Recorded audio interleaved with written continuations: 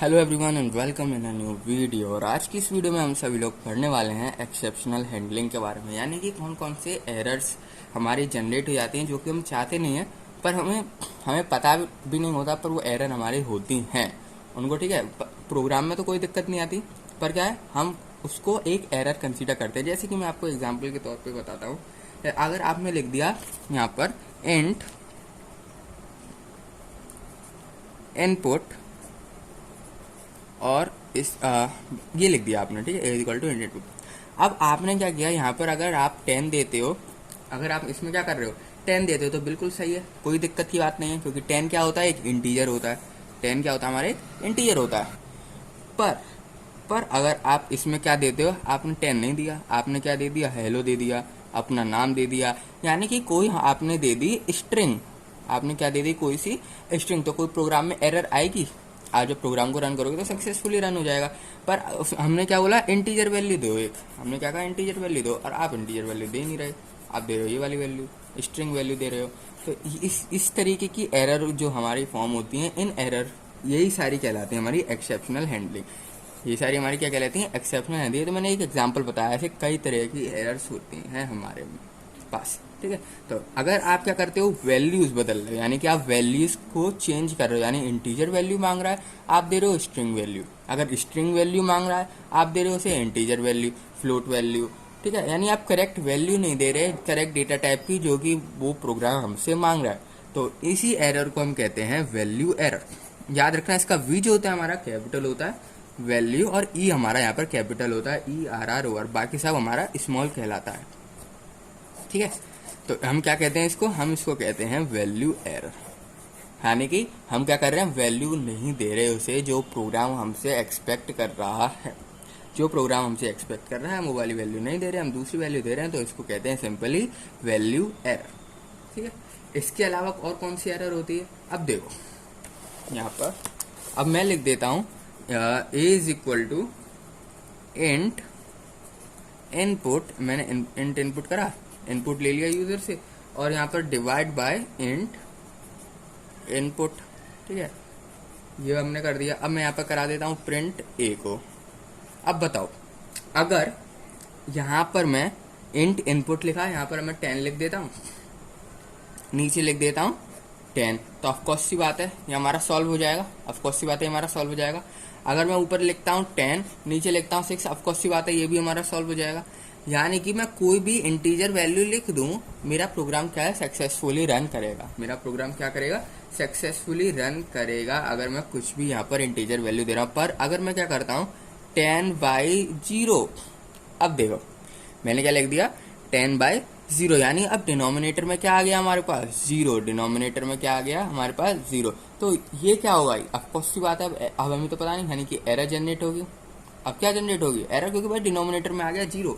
तो अब जो एरर जनरेट होगी, क्योंकि डिनोमिनेटर में क्या हो गया हमारा 0, डिनोमिनेटर में अगर 0 आ जाता है, तो इस एरर को हम कहते हैं जीरो डिवीजन एरर। इस एरर को हम क्या कहते हैं, जीरो डिवीजन एरर। यानी कि अगर इंटीजर वैल्यू चलेगा, देखो जब तक तो प्रोग्राम बिल्कुल सही बात है, इंट इनपुट इंटीजर वैल्यू चल रही है, हमारा आंसर सक्सेसफुली निकल के आ रहा है। हमारा आंसर क्या हो रहा है, सक्सेसफुली निकल के आ रहा है। पर अगर हम क्या दे दें, यहाँ पर 0 दे दें डिनोमिनेटर में, डिनोमिनेटर में मैंने क्या दिया, 0 दे दिया, कोई भी इंटीजर वैल्यू नहीं दी, तो ये क्या होगा, ये एरर जो हमारी यहाँ पर फॉर्म होगी, इसको कहते हैं हम जीरो, जेड याद रखना यहाँ पर कैपिटल होगा, जेड, जीरो डिवीजन,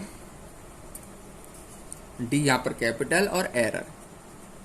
ठीक है, ये आपकी जनरेट होगी जीरो डिवीजन एरर। याद रखना है किस तरीके से लिखा जाता है, क्योंकि कभी कभी पूछ लिया जाता है कि जो हमारी एरर जनरेट हो रही है उनका नाम लिखो। तो आप जब नाम लिखोगे ना यहाँ पर, तो ये देख लेना आपने स्पेस नहीं छोड़ा हो, और उनका पहला लेटर हमेशा कैपिटल होना चाहिए। पहला लेटर वर्ड का हमेशा क्या होना चाहिए, कैपिटल होना चाहिए। यहाँ पर 0 आ रहा था, इसलिए इसका क्या नाम दे दिया, जीरो डिवीजन एरर, इसका नाम यहाँ पर दे दिया। ठीक है, अब ये वाली भी एरर हमने क्या कर ली, यहाँ पर डिस्कस कर ली। अब बात करता हूँ मैं यहाँ पर तीसरे नंबर की एरर की, जो कि हमारा, अगर मैं लिख दूँ i is equal to int input, मैंने ये दे दिया। अब मैं क्या करता हूँ, यहाँ पर लिस्ट को डिफाइन करता हूँ 10, 20, 30, 40, मैंने ये करा 10, 20, 30, 40, और मैं यहाँ पर लिख देता हूँ प्रिंट LI। अब ये देखो, ये मेरा प्रोग्राम देखने में बिल्कुल सही है, ठीक है, कोई गड़बड़ नहीं है प्रोग्राम में। अब यूजर ने क्या किया, मुझसे एक वैल्यू मांगी, मैंने उसे पुट कर दी 0। अगर मैं पुट करता हूँ 0 तो L0 कितना है यहाँ पर बताओ, L यानी लिस्ट में 0 इंडेक्स पे कौन सी हमारी वैल्यू है 10, तो ऑफकोर्स सी बात है यहाँ पर क्या प्रिंट हो जाएगा 10। अगर मैं इसकी जगह देता हूँ 1 तो क्या प्रिंट होगा, 1 पे कौन सा होता है, लिस्ट में ऐसे चलता है 0 1 2 3, यही तो इंडेक्सिंग होती है लिस्ट में, ठीक है। अगर मैं यहाँ पर 1 दे देता हूँ, यहाँ पर क्या प्रिंट होगा 20 प्रिंट हो जाएगा। अगर मैं आई में यहाँ पर मांग रहा है इसको 2 दे देता हूँ तो 30 प्रिंट हो जाएगा, 3 दे देता हूँ तो 40 प्रिंट हो जाएगा।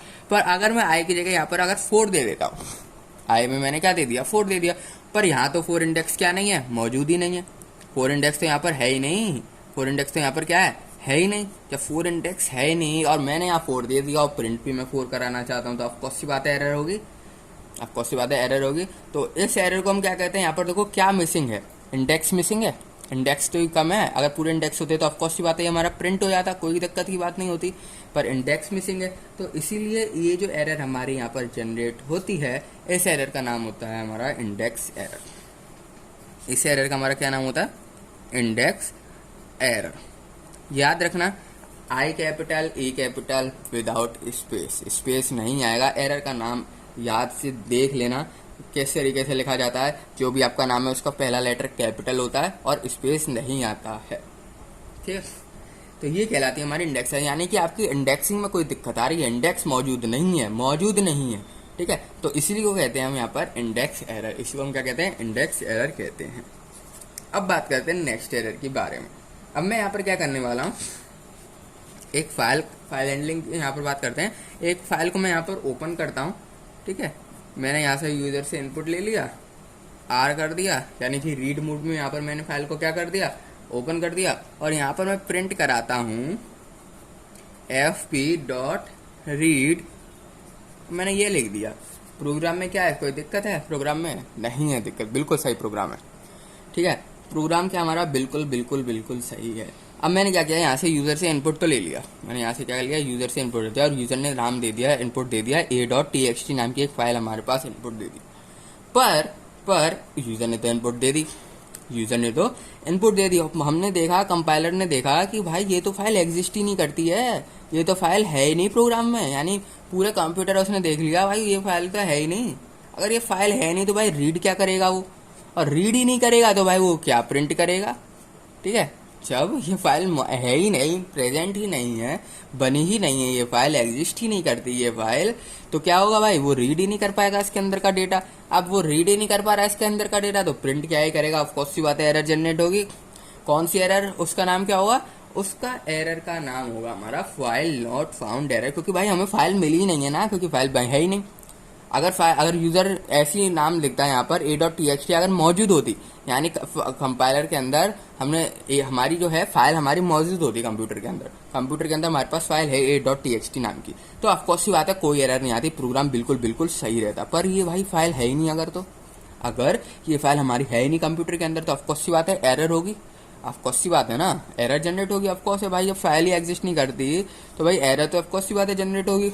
तो उस एरर का नाम क्या देते हैं, फाइल। अब याद रखना किस तरीके से लिखा जाएगा, पहला अक्षर हमारा कैपिटल, इस तरीके फाइल नॉट, याद रखना देखो, नॉट फाउंड एरर, ठीक है। सब ये जो ना सारे अक्षर कैपिटल होंगे, फाइल नॉट फाउंड एरर। कौन सी एरर हमारी फॉर्म होती है यहाँ पर, फाइल नॉट फाउंड एरर यहाँ पर जनरेट होती है अगर हमारी फाइल यहाँ पर क्या नहीं है, कंपाइलर के अंदर यानी कंप्यूटर के अंदर हमारे पास फाइल नहीं है तो, ठीक है। अब बात करते हैं नेक्स्ट एक और एरर के बारे में। अब मैं क्या कर रहा हूँ, यहाँ पर fp ले लिया, ओपन कर दी मैंने एक फाइल, इनपुट भी ले लिया यूजर से एक फाइल में, और क्या ले रहा हूँ मैं, एक और इनपुट ले रहा हूँ यहाँ पर input। मैंने क्या किया, फाइल भी इनपुट ले रहा हूँ और उसमें क्या ऑपरेशन करना है वो मैं यूजर से इनपुट ले रहा हूँ, ठीक है। अब मैं यहाँ पर क्या कर रहा हूँ, अब मैं fp.write, अब मैं राइट करना चाहता हूँ हेलो, मान लो, ठीक है, मैं राइट करना चाहता हूँ हेलो fp नाम की फाइल के अंदर, मतलब जो भी वो फाइल देगा उसके अंदर मैं क्या करना चाहता हूँ, हेलो को ऐड करना चाहता हूँ। अब क्या है, अगर उसने फाइल का नाम दे दिया a.txt, इनपुट में w दे दिया, ऑफकोर्स सी बात है राइट मोड में फाइल ओपन हो गई, a.txt है, अब क्या हो जाएगा उसमें हेलो, ऑफ कोर्स की बात है, ऐड हो जाएगा। कोई दिक्कत की बात नहीं आएगी, कोई भी दिक्कत की बात यहाँ पर नहीं आने वाली है। पर उसने फाइल तो दे दी, ठीक है, फाइल तो यहाँ पर है, पर उसने क्या किया, यहाँ रीड मोड दे दिया, आर दे दिया, आर दे दिया, आर दे दिया। यानी कि रीड मोड तो भाई कोई राइट करता ही नहीं है ना, ये तो हम सब जानते हैं। रीड मोड क्या करता है, रीड मोड तो हमारा खाली रीड करता है डाटा फाइल के अंदर से।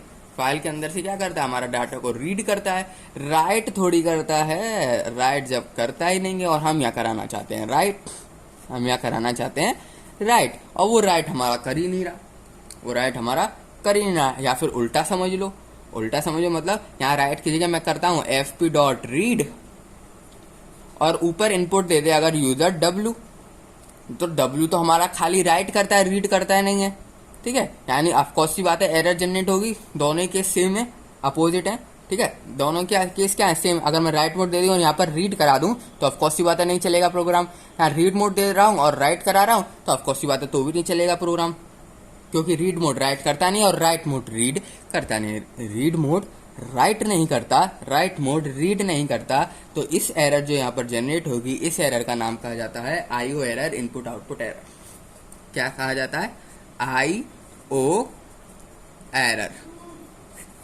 IO error.